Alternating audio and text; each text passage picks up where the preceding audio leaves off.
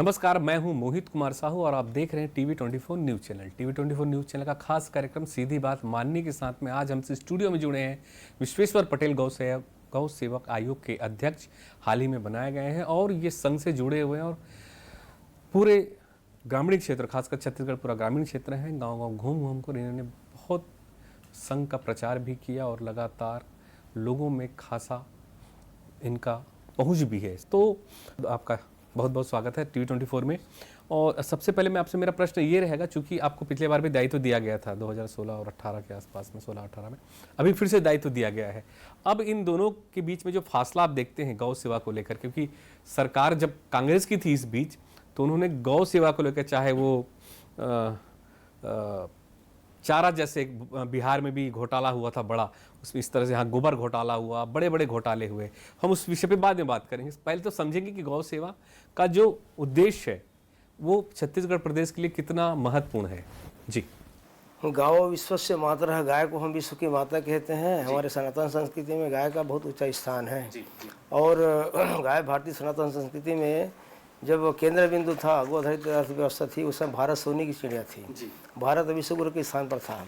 वर्तमान में गाय जो है उसकी स्थिति बहुत दयनीय है और किसान जो है गाय जब तक कि दूध दे रही तब तक रखते हैं, बाकी छोड़ देते हैं। तो इधर उधर जो घूम रही है, निराश्रित है, उस गायों को संरक्षण संवर्धन कर हम कैसे माता का दर्जा दें, समाज के सहयोग से ही संभव है। इस पर कार्य कर रहे हैं जी। ये तो इसका एक काम हुआ कि ऐसा कर रहे हैं हमको।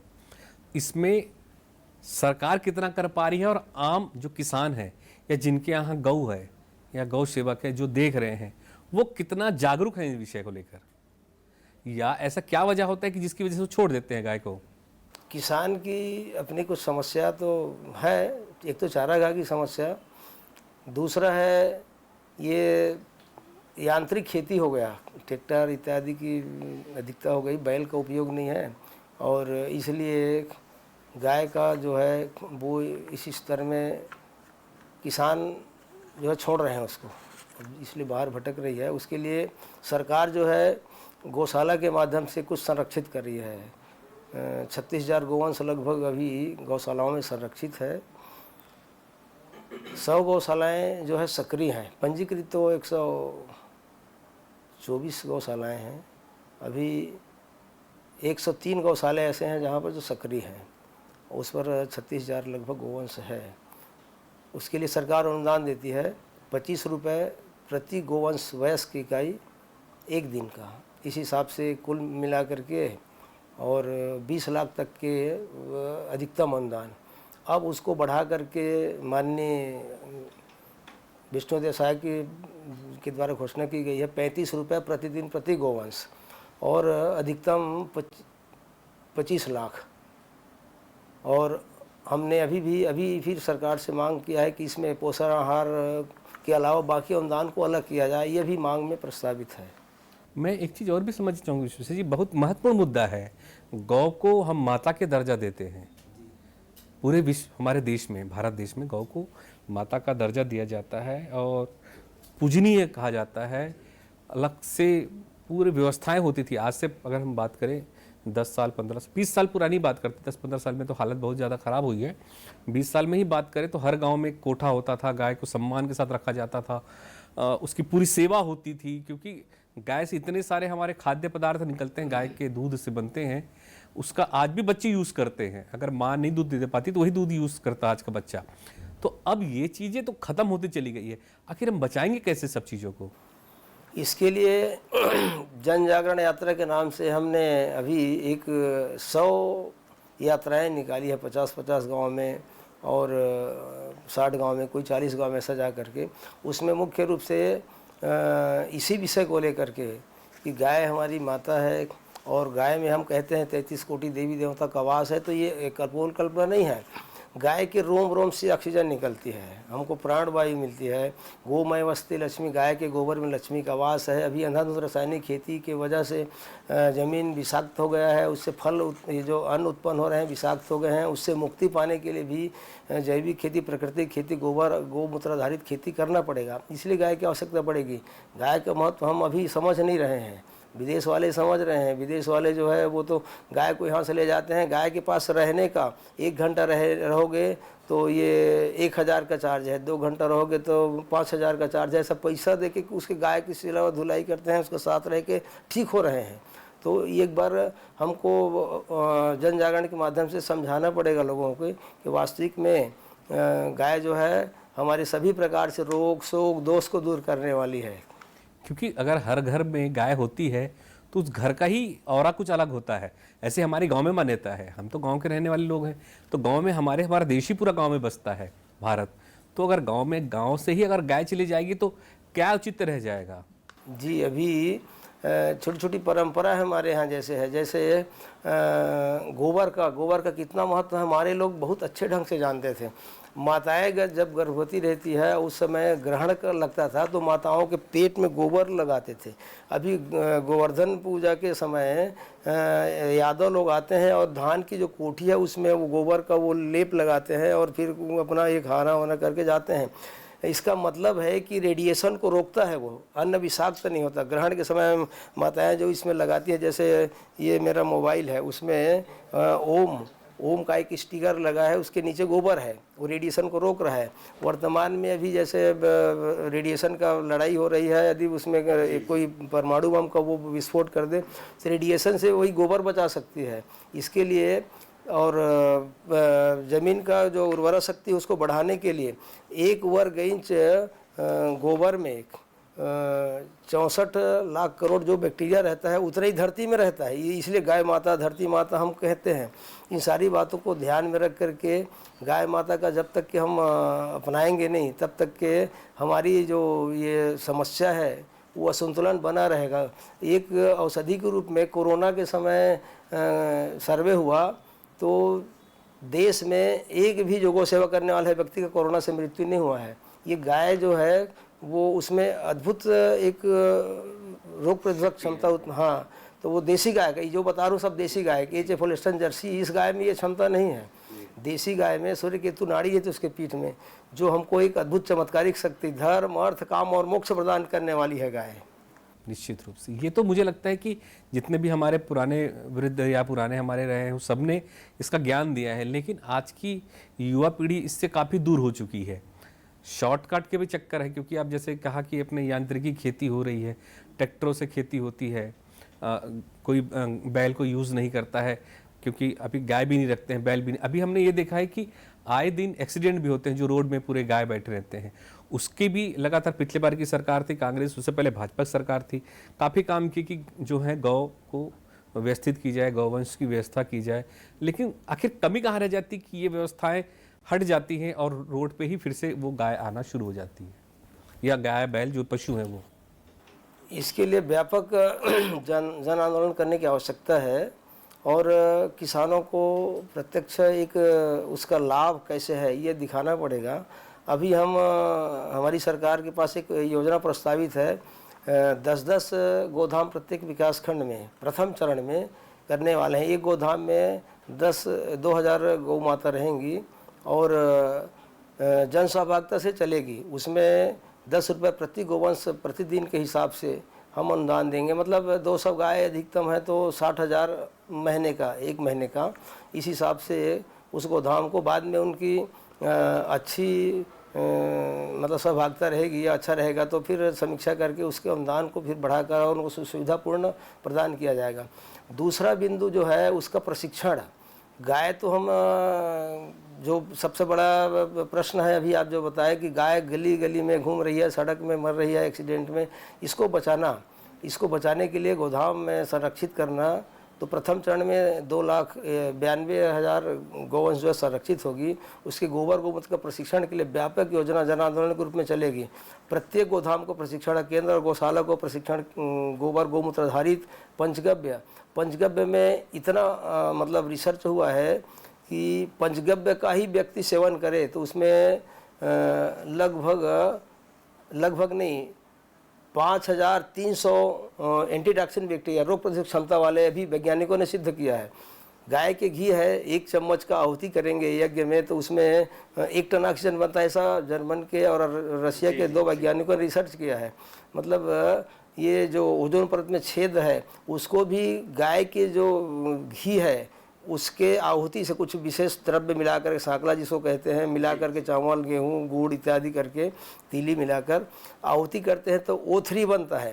तो इस प्रकार से अद्भुत है गाय की जो महत्ता है। वो ऋषि और ऋषि यानी जो रिसर्च करने वाले हैं वो भी गाय के आधार मान करके और अपना जीवन जो है उस दिशा में कर रहे हैं। एक अद्भुत ज्ञान, भारतीय ज्ञान में गाय माता जो है वो केंद्र बिंदु था। तब भारत सोने की चिड़िया था और विश्वगुरु था, गो आधारित अर्थ संरचना थी। तो एक न एक दिन हमको विश्वगुरु बनना है तो गो आधारित, गो केंद्रित अर्थव्यवस्था और समाज संरचना करना ही पड़ेगा। निश्चित रूप से आपने बहुत अच्छी बात कही। ये हमारे तमाम दर्शकों को इस बात को समझना पड़ेगा। इवन पूरे देश में जो चैनल TV24 देख रहा है, इस गौ सेवा के माध्यम से हम खुद को या अपने परिवार में या समाज में निश्चित रूप से बदलाव ला सकते हैं। जो तमाम बातें अभी विश्वेश्वर जी ने बताया, मैं थोड़ा सा विश्वेश्वर जी आपसे ये भी समझना चाहूँगा, आप तो काफ़ी इस सब चीज़ों का ज्ञान रखते हैं, लगातार इस विषय पर गौ सेवा को लेकर काम किए हैं। हमको और अभी आने वाला जो युवा पीढ़ी है गांव-गांव में, अब तो क्योंकि गांव का युवा भी अब बाहर निकल के काम करने लग गया है, गांव में खेती होती नहीं, कम होने लग गई है खेती। जब खेती का काम ही नहीं होगा, या गाय का या बैल का या पशुओं का, तो उन पशु और गाय का हम करेंगे क्या और कैसे व्यवस्था बन पाएगी ये? गाय जो है जीवन में एक गाय 30 लाख तक लाभ देती है। यहाँ तक कि मरने के बाद भी एक समाधि खाद के रूप में उसका उपयोग करते हैं तो 1 लाख का मूल्यांकन होता है उसका। गाय जो है हर हमेशा उपयोगी है। उस उपयोगिता को हमारे जो पुस्तक में अंग्रेज़ों ने जो शिक्षा पद्धति लागू की उसमें से हटा दिया गया। उनको मालूम था कि भारतीयता में ये दर्शन इत्यादि सबको हटाने के बाद भी एक ऐसा आस्था का प्रतीक है जिसको हटाया जाए, तो गाय उनके दिमाग में आया, तो गाय के प्रति अनास्था पैदा कर दिया गया। जबकि गाय हमारे हर प्रकार से आध्यात्मिक हिंदू सनातन संस्कृति में 16 संस्कार में जन्म से लेकर मृत्यु तक के सब गो आधारित संरचना बनी हुई थी पहले। और गाय जो है दूध नहीं देती तब भी हमको गोबर गोमूत्र देती है, और गोबर गोमूत्र जी बहुत उपयोगी है। इसमें गोमूत्र का जो अर्क है उन्हीं पर हम यदि कार्य करें तो आज एक दिन में एक गाय जो है 8 से 10 किलो गोबर और 8 से 10 लीटर गोमूत्र देती है। और गोमूत्र जो है वो 100 रुपये से 150 रुपये लीटर में शोधन करके बेच रहे हैं अर्क बना करके। और गोबर का जो है सामान्य रूप से हम उपयोग करें तो वो तो बहुत उपयोगी है। 1 किलो गोबर का निकाल रहे थे मोबाइल में, 1 ग्राम का ये रेडिएशन का चिप का है, 100 रुपये में बेच रहे हैं तो 10 लाख का रहा है। तो इस प्रकार से गोबर उसका मूल्य को समझाना पड़ेगा। गाय चलता फिरता रसायनशाला है। गाय के शरीर में सब प्रकार के जो गाय क्या खाती है, गाय हमारा कुछ कीमत ही नहीं लेती। जो हम उपयोग करते हैं उसका जो अनुपयोगी है, पैरा भूसा चारा पानी घास फूस खाती है और अमृत जैसा दूध देती है। गोबर गोमूत्र को भी जो है वो हमको करके देती है। तो ऐसा गाय जो है उसके महत्व को बच्चों तक के, युवाओं तक के समझाने के लिए पाठ्यक्रम में भी शामिल करने का हमारा एक योजना है। और अभी गो विज्ञान परीक्षा के बारे में भी योजना बनी हुई है। और अभी तो एक स्वयंसेवी संस्था के द्वारा परीक्षा ली भी गई है। इस पर अपन व्यापक रूप से कार्य कर रहे हैं। बिल्कुल, मैं तो जब छोटा था मुझे याद है कि स्कूल में हम पढ़ते थे, अब अभी है कि नहीं वो मुझे नहीं पता, लेकिन गाय एक था कि 3री 4थी क्लास में रही होगी मुझे लगता है। गाय हमारी माता है और काली गाय दूध देती है, मीठा होता है, गाय के 4 पैर होते हैं। जी जी जी। तो ये हमने पढ़ा, वो मुझे याद आया अचानक अपने से बात की। तो खैर बहुत अच्छा है। मुझे तो मतलब ये सब इस तरह की चीज़ें हम अपने दर्शकों को बताएं और दर्शकों को इस बात को बिल्कुल समझना है कि गाय की सेवा ही मनुष्य की सेवा है। और हमारे देश में हम भारतीय लोग हैं और भारत में गौ माता है और माता की सेवा ही सबसे परम कल्याणी है। अगर आप कल्याण करेंगे तो आपको खुद का कल्याण होगा, खुद का बेहतर होगा, आपके समाज का, आपके खुद का बेहतर होगा। तो आप खुद गाय अगर घर में है या आसपास गाय दिखती है तो उसकी सुरक्षा कीजिए, उसकी रक्षा कीजिए, उसे खिलाए पिलाएं और अच्छे से रखिए। उसका जो फ़ायदा देती है, चाहे वो गाय गोबर देती है उस वक्त या उसके गोमूत्र से जो तमाम जो दूध बच्चे पी रहे हैं वो आपके ही शरीर में या समाज को कल्याण हो रहा है उस सब चीज़ों से, तो निश्चित रूप से गाय की सेवा करनी चाहिए। मैं आपसे ये भी समझना चाहूँगा विश्वेश्वर जी कि अब तो ये हम इस तमाम गौ पे विशेष ये व्यवस्था की, अब हम सरकार पे आते हैं। आप तो अभी सरकार के अब आपको एक बड़ा दायित्व दिया गया है, इतना महत्वपूर्ण दायित्व, मुझे लगता है आप तो बेहतर से समझ पा रहे हैं और कर पाएंगे। मुझे खुशी भी हुई कि इस सरकार ने भी चुना है तो एक बेहतर इंसान को चुना है, जो आप जैसे जो जानकार हो गए।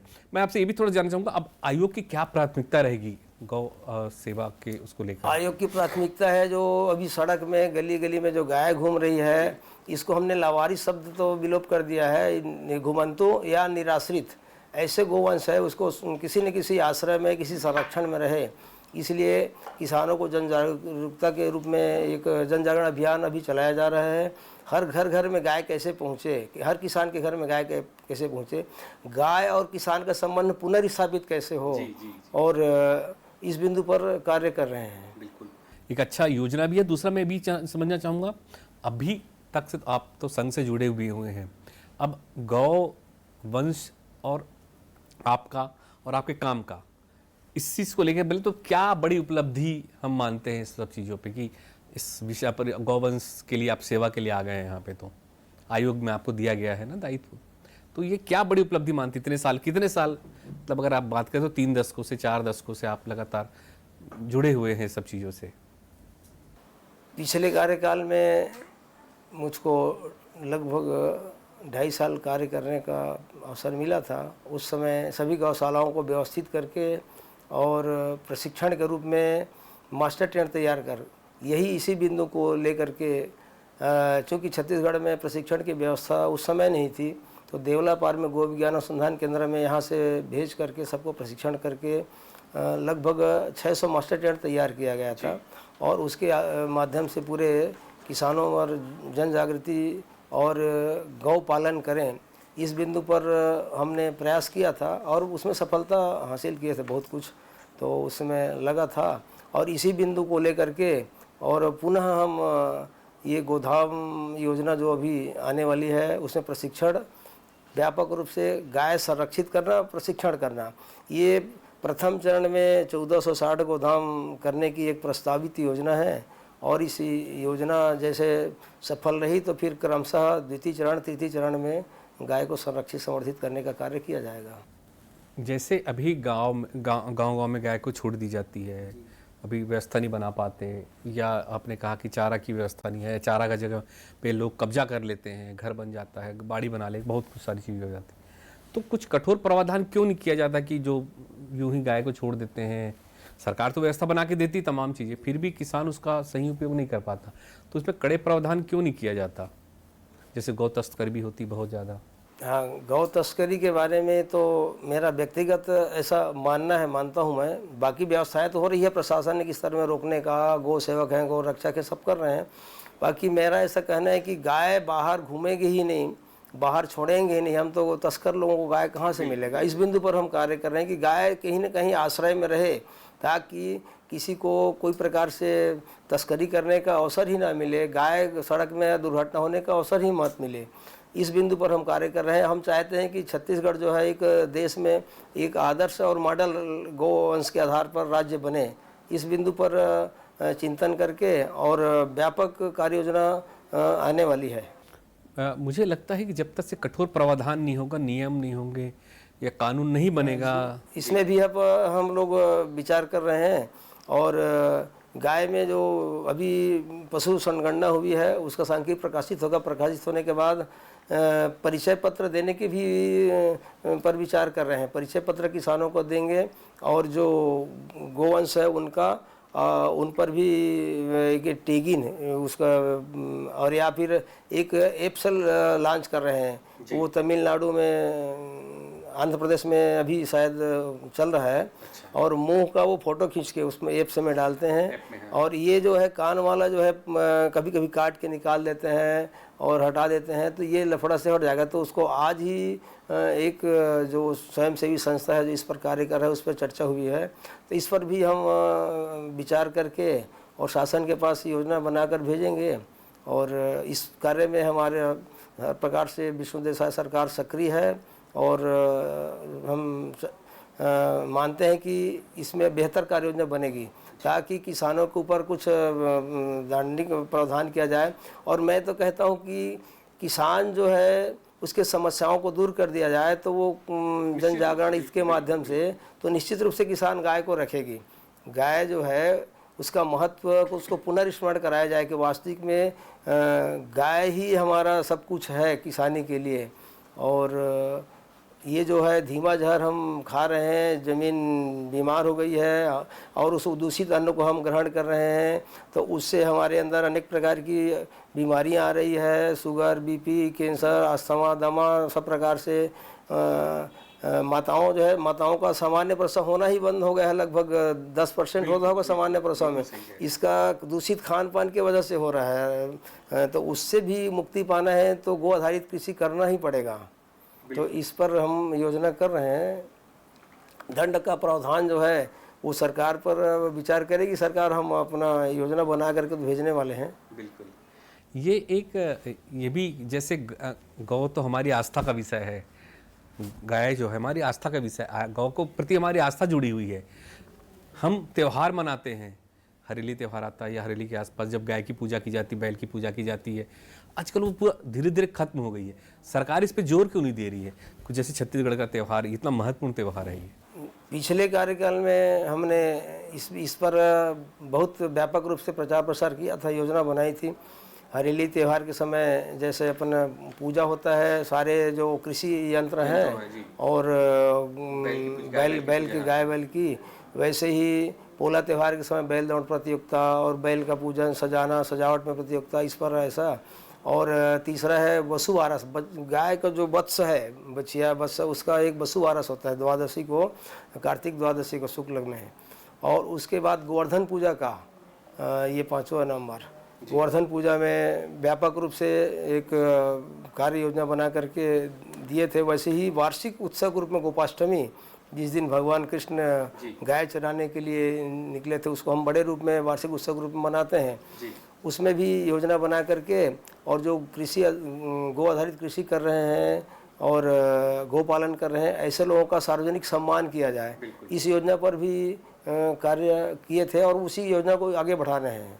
अभी जो सब यात्राएं निकली है, सभी यात्राओं में हर स्थान पर जो संगोष्ठी गोष्ठी, उसमें जो प्रमुख गौ सेवा और जैविक खेती करने वाले हैं, इन लोगों का सम्मान किया गया है। जी, मैं आपसे थोड़ा सा ये भी समझना चाहूँगा, क्योंकि आप तो पूरा प्रदेश को देख रहे हैं। खाली अगर हम देखें तो जैसे अभी हमारी चर्चा भी हो रही थी कि बॉर्डर एरिया में गौ की सुरक्षा जो है सबसे महत्वपूर्ण होता है। बॉर्डर एरिया में बड़ा दिक्कत होता है। आपको ऐसा कौन सा लगता है कि पूरे हमारे छत्तीसगढ़ में जिले में गौ की सुरक्षा करने में कहाँ सबसे ज़्यादा परेशानी और दिक्कत आती है? ये जो बॉर्डर के राज्य हैं, जैसे गढ़वा फाटक है, झारखंड तरफ है, इधर लेलुंगा के पास है, उड़िया तरफ, इधर सराईपाली बसना है, और ये राजनांदगांव से आगे जो गोंदिया जाने वाला मार्ग है, और साल्हेवाड़ा रोड है कबीरधाम जिले में। ऐसा जो स्थान है वहाँ पर जंगल के किनारे किनारे तस्कर लोग सक्रिय हैं, और वो तस्करी करके ले जाकर सीधा यहाँ से उड़ीसा में जो कत्ल लगा है, वहाँ से पश्चिम बंगाल पार करते हैं। पश्चिम बंगाल में ही ज़्यादा जा रही है यहाँ की गाय। तो इस पर तो अभी अंकुश लगा है बहुत कुछ। ये जो ज़्यादा जो गायें दिख रही हैं सड़क में इधर उधर, तो वो एकदम कड़ाई से सब रोका जा रहा है, इसलिए अपने को ज़्यादा गाय दिख रही है बाहर में। तो एक चीज़ और भी मैंने देखा है कि जैसे गौशाला की सरकार व्यवस्था बना रही है, जैसे आपने कहा कि हम अब एक टारगेटेड काम कर रहे हैं कि इतने गौशाला बनाएंगे, इसने सरकार ने भी उसका जो अनुदान राशि भी बढ़ा दिया है। तो ये क्या पूरी व्यवस्था बन पाती है कि नहीं बन पाती, कि सिर्फ कागजों पे चलता रहता है? नहीं, व्यवस्था बन रही है, और सरकार को एक निश्चित बजट है मंडी बोर्ड का, उस राशि से ही सारी व्यवस्था हो रही है। जी नहीं, और जैसे अगर हम बात करें कि पिछले बार की सरकार जो थी, गाय का गोबर बेची, बड़ा करोड़ों अरबों का भ्रष्टाचार हुआ, कोई हिसाब किताब नहीं। गाय के तमाम व्यवस्था की गई कि किसान को पैसा भी देना है, तमाम चीज़ करना है, लेकिन कहीं कुछ हुआ नहीं उस सब चीज़ों को लेकर। और विपक्ष में आप लोग भी थे, तो खुलकर बातें क्यों नहीं आई सामने? उस पर सरकार जांच करवा रही है, अब उसका परिणाम जो भी होगा। बाकी जो है ये हमारी जो योजना है उन सारे बिंदुओं को ध्यान में रख के पारदर्शी रूप में ये योजना हम बनाए हैं और इस पर कोई प्रकार से मतलब भ्रष्टाचार का कोई गुंजाइश न रहे और स्वयंसेवी संस्था का ये लिए गाइडलाइन बना हुआ है और इस पर ऐसा कुछ लगेगा तो उस पर पुनर्समीक्षा करके और अच्छा से अच्छा बेहतर कैसे हम कर सकें इस पर है।